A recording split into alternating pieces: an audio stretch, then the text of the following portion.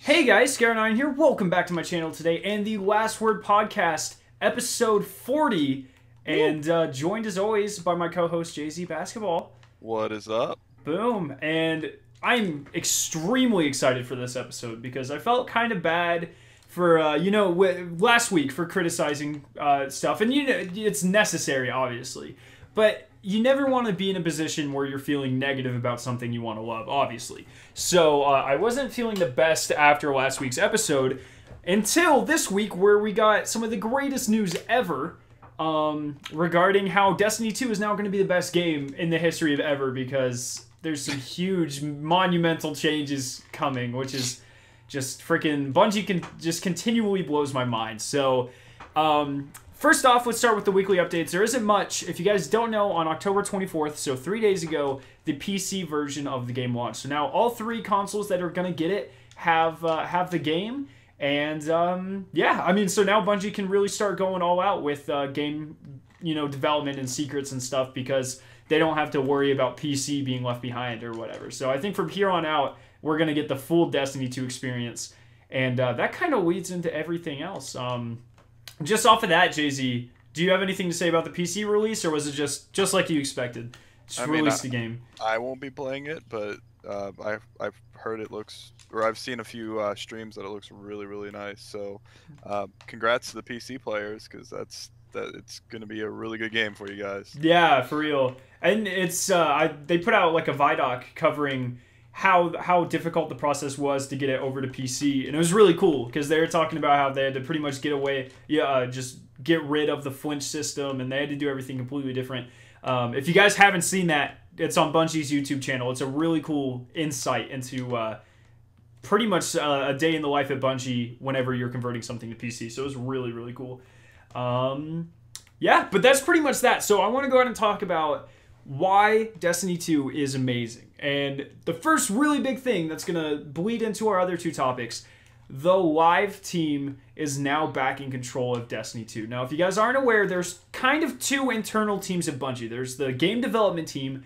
That's Luke Smith. That's Scott Taylor. Mark Noseworthy. Scott Taylor's actually on the other one. So it's Luke Smith and Mark Noseworthy. They develop like the core games. So they've done Vanilla Destiny. They did The Taken King, so they do like the really big game-changing ones they've done.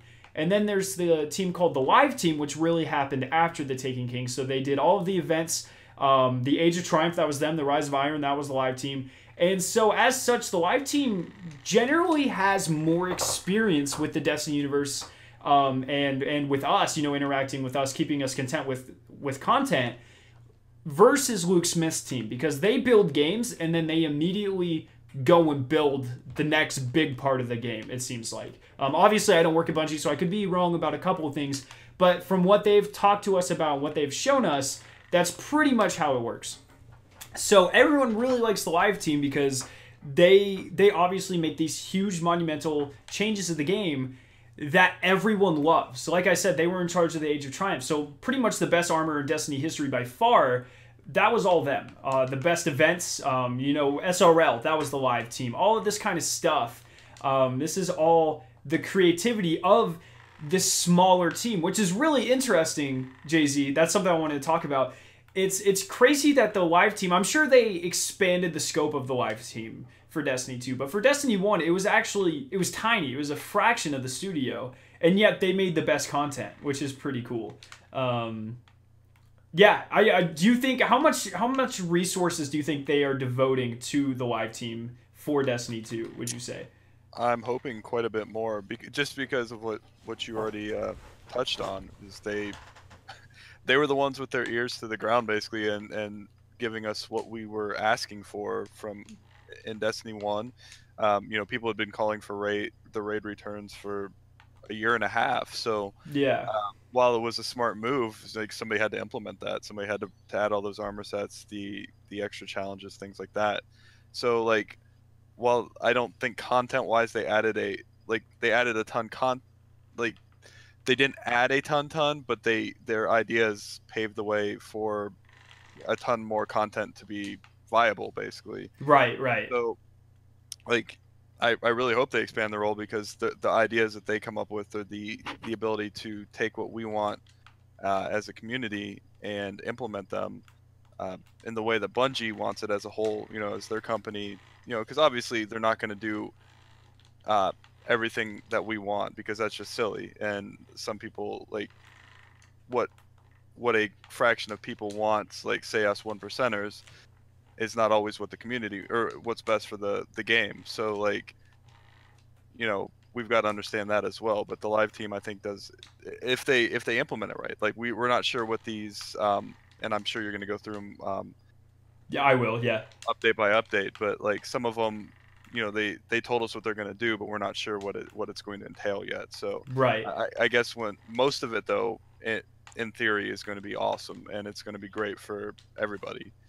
So yeah, so you want to start going through them, what they're Yeah. So if what Jay-Z's referencing here is just with the announcement of the live team taking back the reins of Destiny 2 or taking the reins of Destiny 2, they already have been more clear than pretty much we've seen up to this point. Like to give him props, Luke Smith gave us a roadmap, right? Like we knew what content was coming for this part of the year. We knew when. That's really nice. But something Christopher Barrett's team does a lot better is really just kind of they want us to know what's going on. So they've already laid out in the first week of them being in charge the changes that they're going to make. And we're going to go through them one by one. And if you're watching the live version, make sure you leave your opinions on these because they're pretty good. So the first one, new systems and rewards to give our most engaged players additional optional pursuits. So that's to us 1%ers. That sounds like almost like a prestige. I don't want to use that word. That's a weird way to say it, but better ways to make factions viable if you get them to higher levels. Things like secret missions, I think, fit in that.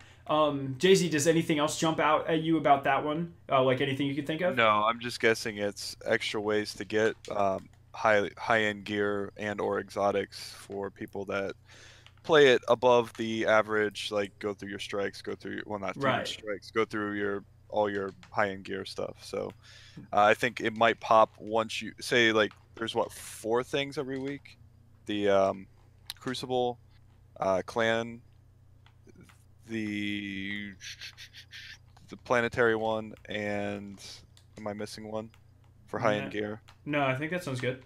Okay, so I think once you hit all of those milestones, an extra one will come up to. It might be a mixture of everything. It might be like win 5 Crucible matches, play in 3 strikes, and yada yada yada. Basically, to give us a chance to get extra high-end gear. Right. And Zessie actually just brought something up that I was gonna suggest. Faction exclusive exotics or emotes. So if you really want to grind those factions harder, I mentioned faction exotics in a video a while back.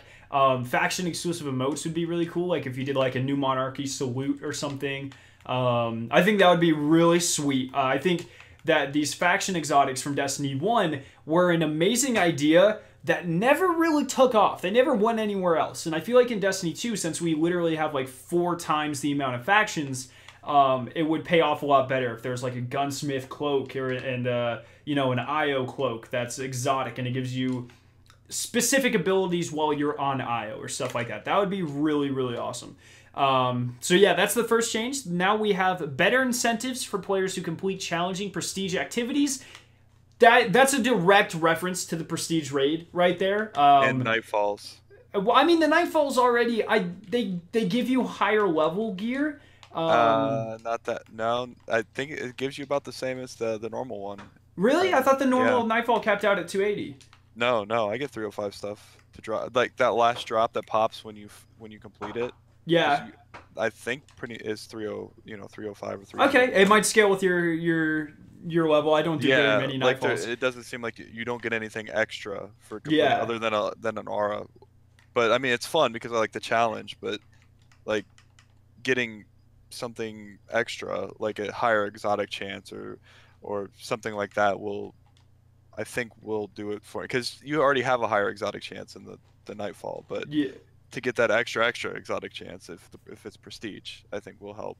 See, I'm not too worried about the Nightfall. It's never been a piece of content I've enjoyed like in Destiny 1 or Destiny 2. It's all right. It's whatever. If I could care less, they could get rid of it. If they fix my reward drops in prestige raids, which there hasn't been an outcry for prestige nightfall loot drops to be fixed. There has been a massive outcry from the community for prestigious raids. So I'm fully confident that's what they're referencing here. And I want my prestige version weapons. Now the question is, are they going to be able to take control of the game soon enough to make these changes to the prestige version of the Leviathan? Or are these changes going to be applied to whatever the Curse of Osiris raid might be? And it's something we can look forward to in the future, or a fix maybe that they've been working on for a while and just now told us about. So I'll be really interested to see what's going on there. They also said better rewards and replay value for strikes, adventures, and lost sectors, which is very nice, especially for strikes. I think that's essentially confirmation of strike exclusive gear. I would be very surprised, because if you remember, the live team is actually the team that introduced strike specific gear in the first place, with the April update, I believe. No, there was some before that. With the Taken King, there was a couple. The April update, they really expanded on it, and then with the Rise of Iron, of course, they kind of made it a super meta thing to have that, and that's why it was so weird whenever we came in Destiny 2, because they were absent. And I think a big part of that is because the live team wasn't working on the development of Destiny 2. So I'm very confident we'll get strike-specific gear here. Either way, as long as I can go into strikes and be happy with going into strikes, I'll be good there. Adventures and Lost Sectors, I'm not really too concerned with replaying those, but it'll be nice to have additional loot drops and stuff for sure. Yeah. Anything you want to add to that one? So on your first question, I'll just give my 2 cents on it. With the prestigious raid, I don't think that they've had time to develop any new weapons or anything like that to add. So I don't think they might up the drop rates out of the chests at the end of each encounter. Is the only thing I could think of, but I don't see them creating any new loot for that until Yeah, I mean, it really just depends. Like, we don't know when the live team stepped in. Like, if they've been there for 2 months, then it's very possible that they have. But I just feel like if they have been working on those weapons for a while, they would have already been implemented. So it's one of those things. We'll just have to wait and see what Christopher Barrett and his team are holding back for now. I'm guessing that they gave them the control to start working on things when the game dropped. But they weren't playing the hard mode raid. Like, we just started playing that last week. So obviously they were playing it internally before then, but I don't think that they've been working on that as long as they probably have been working on some of the other stuff, that people had issues with, and they probably had issues with to start the game out with. So that's just my thoughts, but I hope I'm proven wrong on that, honestly. Yeah, if I had to guess, I'd say you're probably right. We probably won't get any more rewards. But, as long as they learn from the mistake and then the Curse of Osiris has really awesome prestige mode rewards, I'm fine with that. If that's a necessary sacrifice to make, I'll be fine. And plus, next year, whenever we're looking back, it'll hardly even matter. So yeah. I'm not too concerned with that one. What do you think about the strikes, adventures, and lost sectors, though? What would you add? So obviously add a prestige strike. Other than the nightfall, because they had before they had the casual strike playlist, and then they had the harder strikes. But if you're gonna add harder strikes, make them more rewarding, or just add specific loot per strike, because obviously that came in the Taken King, or not the Taken. Yeah, it was Taken King. No, yeah, it was the Taken King. Yeah. So. So probably the development team didn't have time to implement Taken King stuff into Destiny 2 because they were already working on it. So this is their chance for the live team to be like, hey, this worked out really well. Scoring worked really well. Not everybody liked it, but it was something added to say. Yeah. Just an extra thing to show you were doing well or you weren't doing well. So that's actually a good point. Strike scoring was 100% the live team. So yeah, that'll be really interesting to see if they bring that back. Yeah, so that's pretty cool. I'll be interested to see that. I would really like Lost Sector exclusive gear too, something mini farmable bosses, but I doubt that'll happen. Maybe just an emblem for every Lost Sector boss or something. Well, I be mean, cool. I'm guessing they're just gonna like. Can you get exotics out of those chests? I'm guessing they're gonna give an exotic chance to those chests. I'm not sure, but I honestly don't think exotic chances are that big of a deal. Like exotics aren't too hard to get in Destiny 2. Everything you do pretty much gives you a chance. So Yeah. I'm not really too concerned with them adding any exotic chances, to be honest. I want more exclusive gear. Yeah. That Activity grindable gear. exclusive gear, right? Grindable gear that we can, Yeah, and especially with them saying new systems and rewards to give our most engaged players additional optional pursuits, that sounds like farmable gear.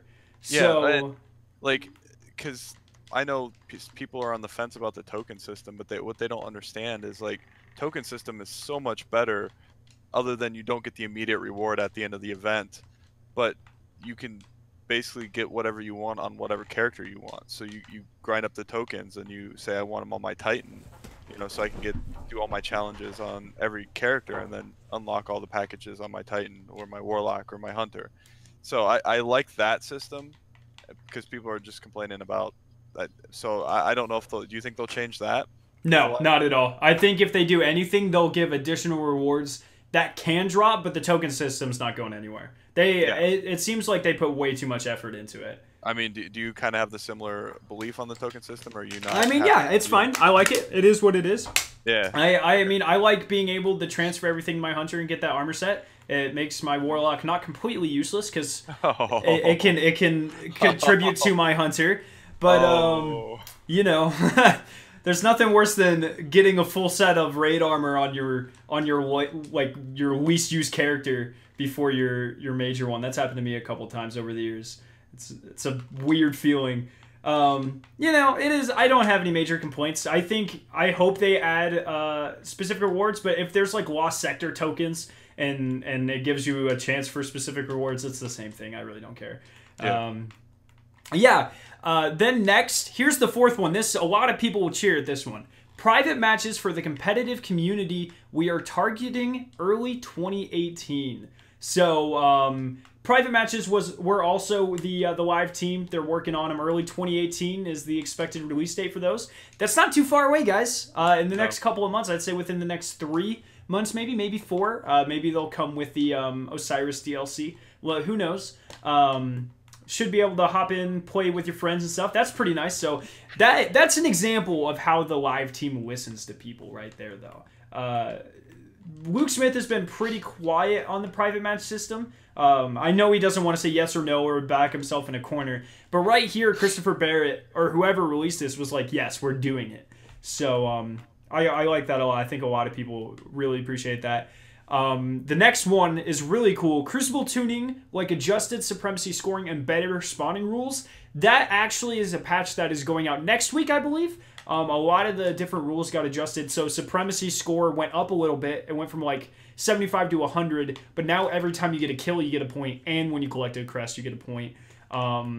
That makes more sense. Yeah, Clash, I think, or either Control or Clash had the point values drop 10 before you win. A bunch of the Mercy rules were adjusted pretty hardcore. Better spawning systems. So, I mean, already Crucible's going to be a way better place next week. The next one is better incentives for completing Crucible matches and penalties for quitting competitive games. Both awesome. Yes. I don't really know about better incentives for completing Crucible matches. It's not like... there's not really any gear. This is the only time where I'd be like, maybe more exotic chances.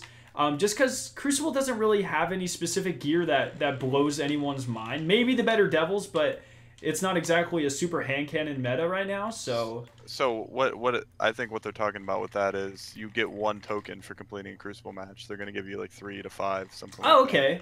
Yeah. I mean, but still that relates into the there's not really any good Crucible rewards right now. Well, so. I mean, the hand cannon's good, the armor sets look cool, and they're all speed-based, I believe, which not every class had a speed-based armor set other than Hunters, But, so that, I mean, that adds a specific armor set that you can tune to how you want your character to be. Mm-hmm. Yeah. I mean, I think that would be cool. I think... Crucible's been really balanced thus far. The Mida's been kind of run away. I'm sure the live team will look at that, though. I'm sure they'll knock that right down.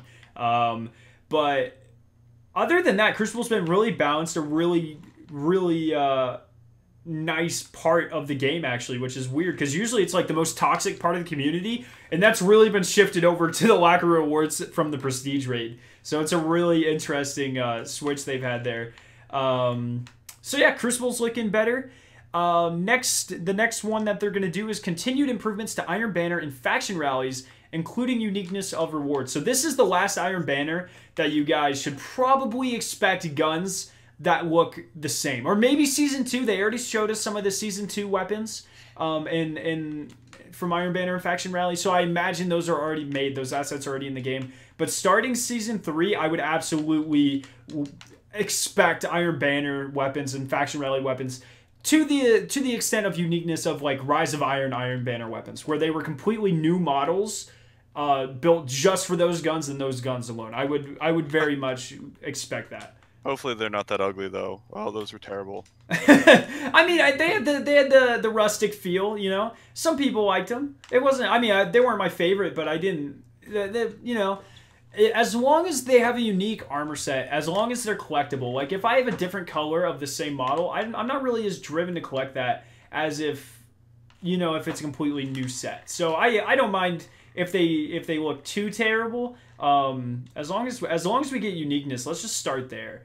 It is really the big one. So yeah. What else is next? So Zessie asks, will we have ornament tokens too, or do you think it will work the same as in Destiny 1? So the way ornaments work in Iron Banner is the only thing that they're talking about ornaments. If you have another specific question that you're asking, I just kind of missed.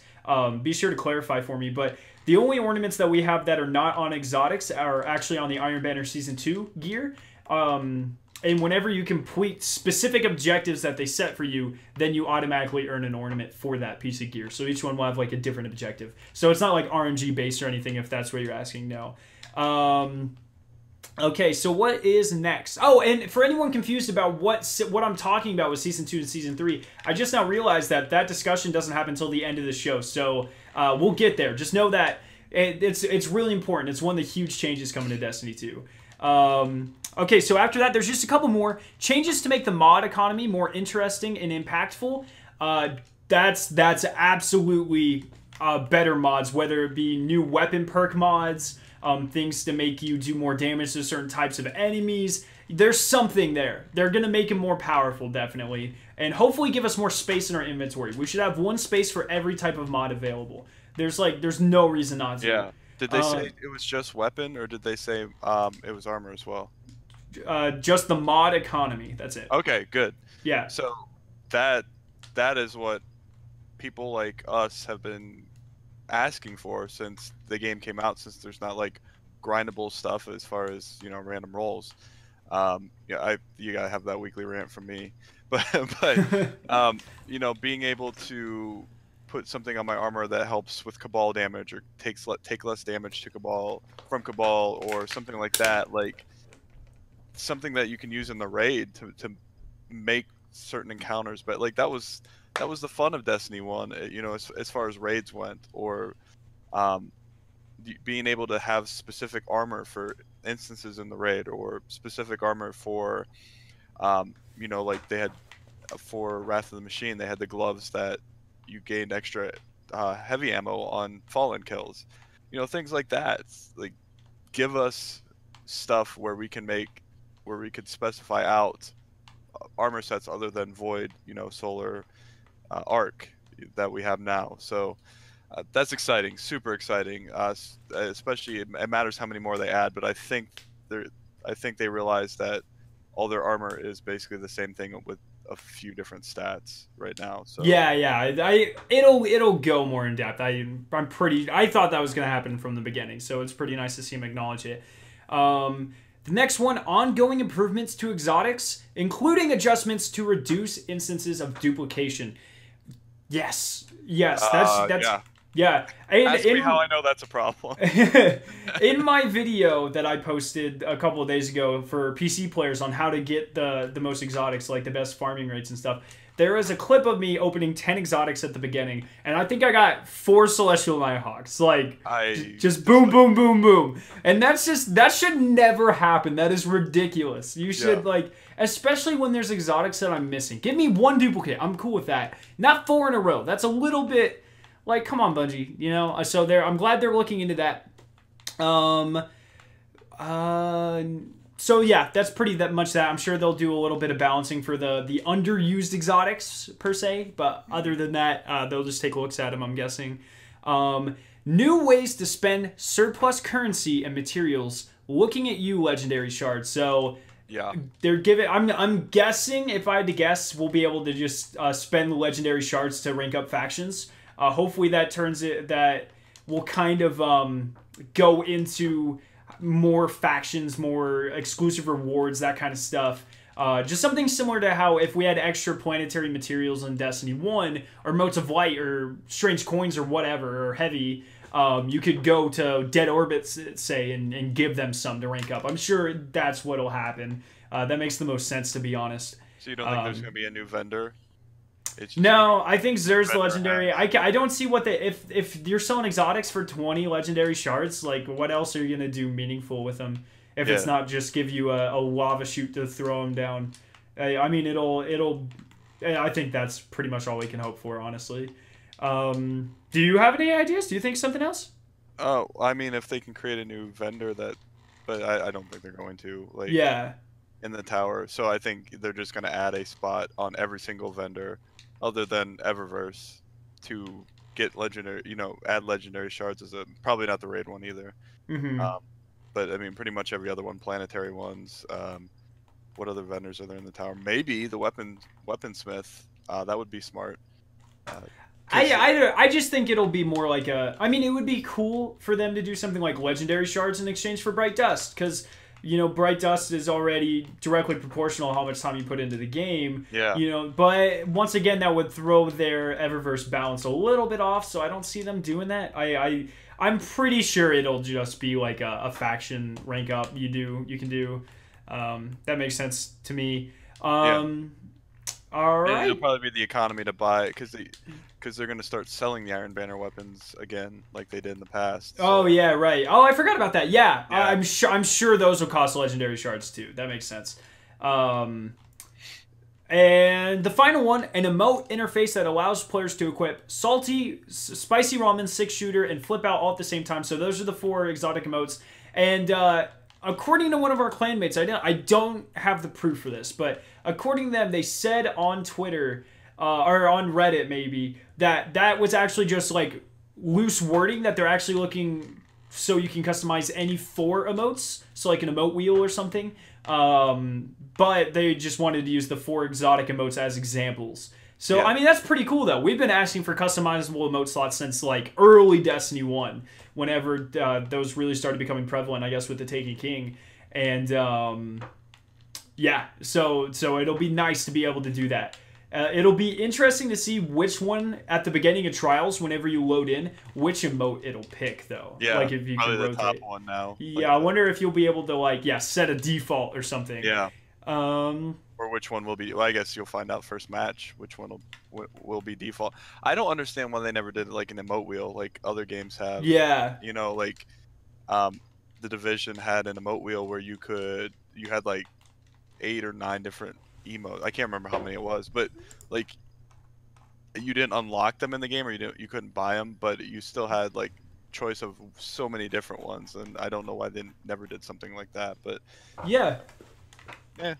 Yeah, I mean they'll do something. They're really the live team's in control now, man. Yeah. Everything will work out. It'll all be good.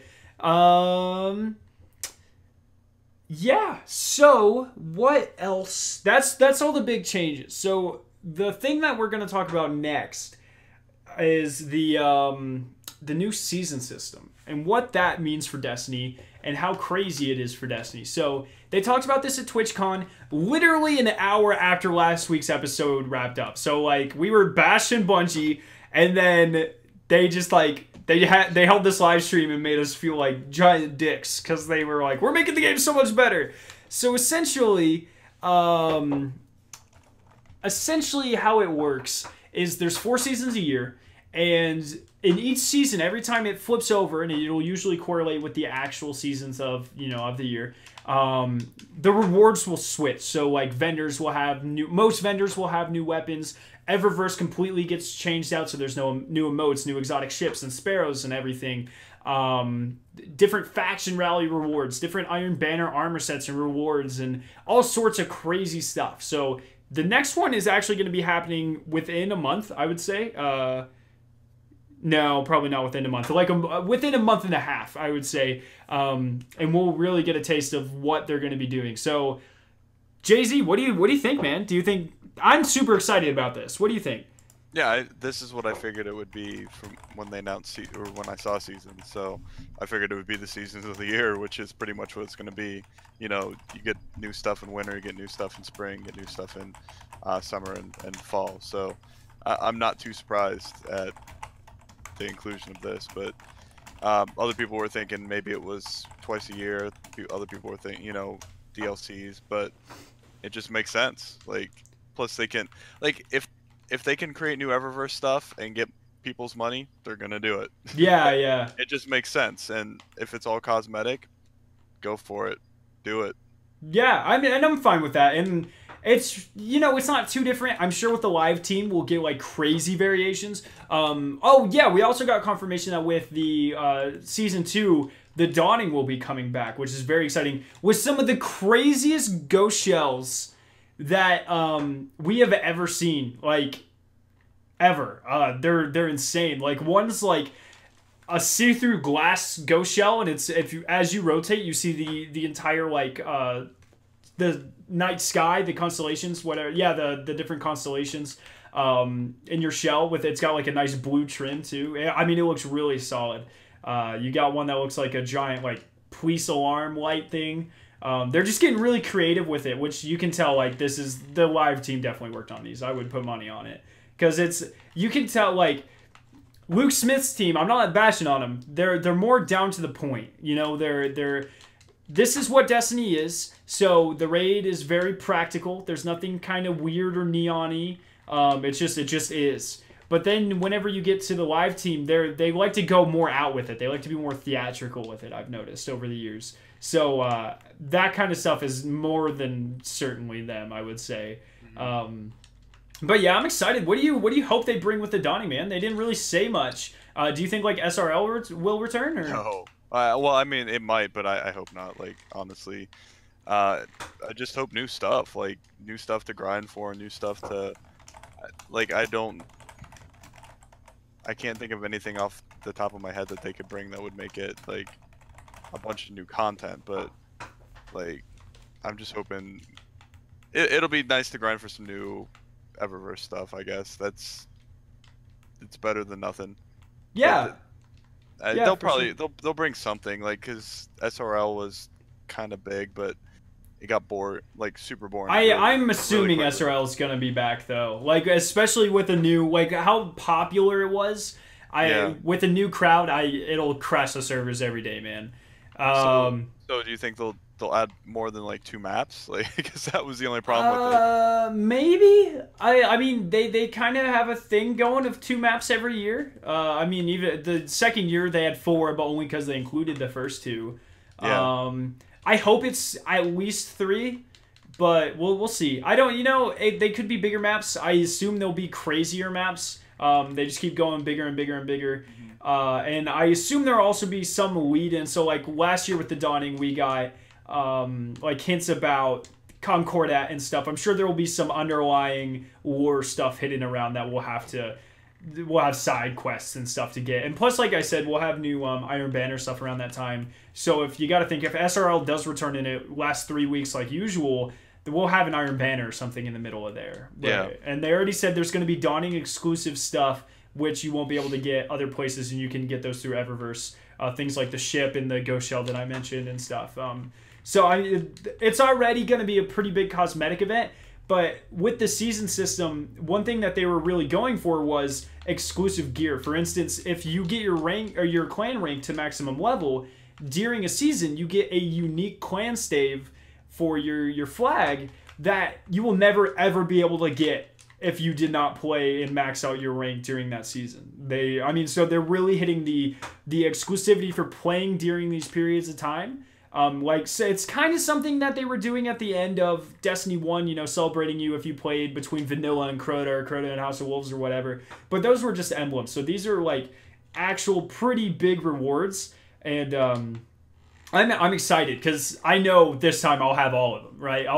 I'm grinding out for pretty much every exotic from Eververse. I'm going to hold on to all of it. I just want to make sure like I have as much as I can possibly collect at one time. And do that. And another thing, I'm sure with the live team, I'm sure we'll be getting collections back in a better vault. I just feel like that's way too big of an issue to be overlooked. Yeah. But yeah, I mean that's pretty much all I have to say with the season system. Let me see if I missed anything. With the Dawning, the soccer ball in the tower will be replaced by hockey. It's just a hockey puck that you can kick around. That's really cool.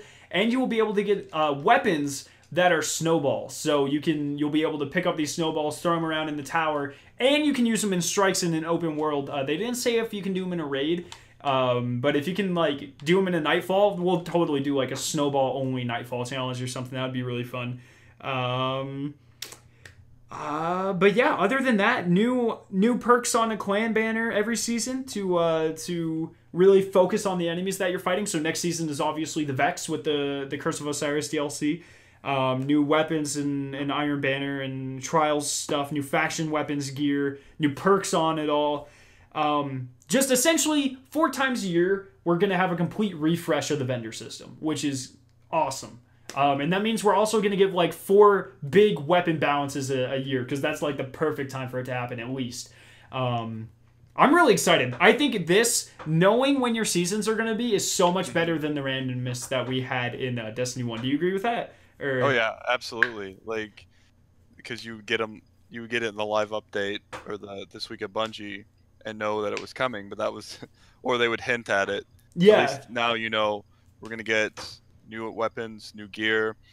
We're gonna get a big update patch, because I'm sure they're gonna release small patches in between still, but it'll be a big update to where they fix a lot of either issues within the game or issues in Crucible. Gun balancing, stuff like that. So yeah. Seasons will also be gun seasons as well, as far as the game goes. Kind of like year 1 Destiny had auto rifles and hand cannons, and year 2 was pulse rifles and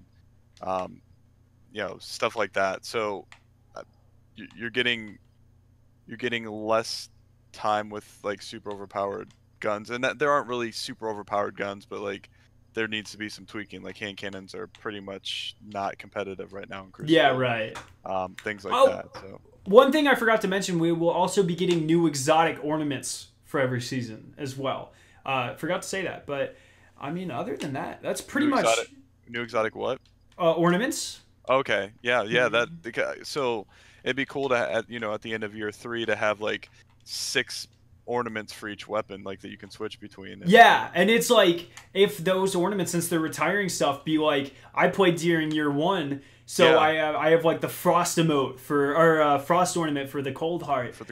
Yeah, I mean that's super. That's what I'm looking forward to, the collection. That's why I love playing this game, and I mean that's something I'm super excited for sure, and to see how everything changes over the years. But I mean, other than that, let's go over some community feedback for all this stuff, but then it's pretty much, I mean, we're pretty much done. It's a pretty cut and dry episode. Really amazing stuff happening, though. Like, I'm really excited for the future of this. So the first one I saw, J.N. Weaver says, let's see, for factions, they should add a system where if you get to level 25, a quest will pop up and will give you an exotic piece of armor, and at level 40 you will have a similar quest for an exotic weapon where you have to go into one of the raids to get the piece, like Future War Call or something like that. I don't know if they could restrain it to raids like that, but I really like the idea. Maybe like 25 and 50 armor piece and weapon, like a cloak, and then like a Future War Call exotic. Maybe nothing too cool, but have additional effects. So maybe like a pulse rifle, like when you fire it, it shoots out like Future War Cult flares or something. That would be really cool. Oh, rainbow flares. Okay. Yeah, something, nothing too overpowered. Make it more of like an achievement trophy piece rather than an actual exotic. Because if like New Monarchy has a better exotic than Dead Orbit, it would be like everyone's going crazy.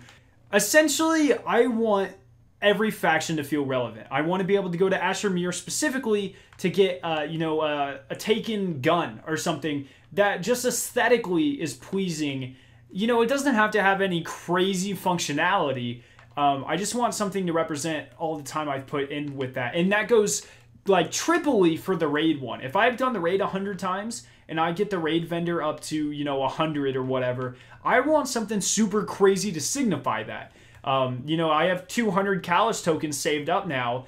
There's no purpose for them because as far as I know, the raids don't get new rewards and stuff with different seasons. So they make it so whenever you get all the rewards, there's no reason to turn in these tokens anymore. So I would like a reason to grind those out, get a special exotic quest, get something for the raid. I think that would be super cool. Do you have any wish lists like that? Yeah, my biggest thing is on 2 of my characters for the raid, I don't have the certain pieces of armor because it will not drop them either in the raid or from the vendor. So for them to do something similar to what they're going to do with the exotics of like, if you have done this X amount of times, you have a higher chance of getting things that you don't have. I would love that because I'm a completionist. I'm a collector and I want to get all the pieces. So one thing that we haven't had a chance to find out yet because we haven't played enough is if I jump into the prestigious raid and we struggle for 10 hours and I just get duplicates of what I already have, I'm gonna like lose my mind. Like I really hope they refine that system with the prestigious raid, but something tells me they didn't. But I'm just really hoping that never happens to any of us because that would make me so angry if we did that. So I'm hoping they come in, they fix all this. We see how all of it works. I'm sure they'll do pretty well. But yeah, do you have anything else to say about anything that we talked today? No. All right. Well, I think that's all the community feedback. Thank you everyone for coming in, tuning out, or coming out and tuning in, not the other way around. That's how words work. Yeah, good. These last few episodes have had some really good, social feedback and constructive conversations and stuff. So I'm really liking that. I like that. This is going to be a really crazy change to Destiny as the entire universe, the season system. And I'm really excited to see what they do with it. And I'm extra excited to see what the live team does with it. But that's pretty much it. So I've been Scaro9. You can find me at Scaro9 on Twitter or on my channel, Scaro9 on YouTube. And then I'll let JZ do his thing. JZ Basketball 25 on the Twitters and on Xbox Live. On the Twitters? The Twitters. Oh, man. All right, so there we go. That was episode 40. Well, I'm sure we'll have all sorts of crazy news regarding challenge mode next week and that kind of stuff. So we'll see you then. And until then, just, have a good week, guys. Peace.